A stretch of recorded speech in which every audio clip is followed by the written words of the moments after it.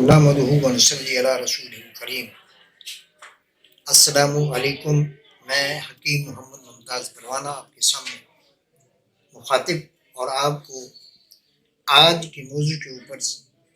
جو بیان کرنا ہے اس کا نام یا اس کا موضوع ہے نفس کا چھوٹا ہو جانا، چڑچڑاپن ہو جانا یا اپنے معیار سے کم ہو جانا۔ اس کے کئی اسباب اور اس کی کئی ایسی علامات ہیں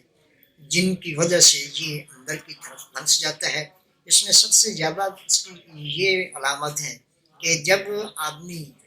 اپنے ایک کورس سے گزرتا ہے اس کی میٹنگ ڈیزائر سے، تو جب اس کا اندر کی جو حرارت ہے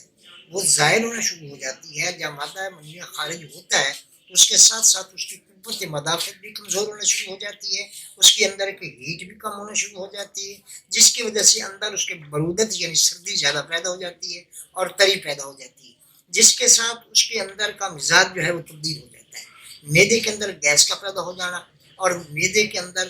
کافی اس کا حجم جو ہے بڑھ جاتا ہے، جس سے اس کا معدہ کا حمل بڑھ جاتا ہے، جس سے ماس اس کا اندر کی طرف دھنسنا شروع ہو جاتا ہے۔ لیکن اس کے زیادہ تر جو اس کے پٹھے ہیں یا اس کے اعصاب ہیں وہ نروس سسٹم اس کا بالکل اس سے کمزور ہو کر اس کی قوت مدافعت اور اس کی قوت ایکسائٹنگ جو ہے وہ بالکل کمزور ہو جاتی ہے، جس سے اس کے اندر نعوز اور اس کے اندر انتشار پیدا ہوتا ہے اور اس کے اندر ایکسائٹڈ ہو کر وہ بڑھتا ہے۔ لیکن اور اس کا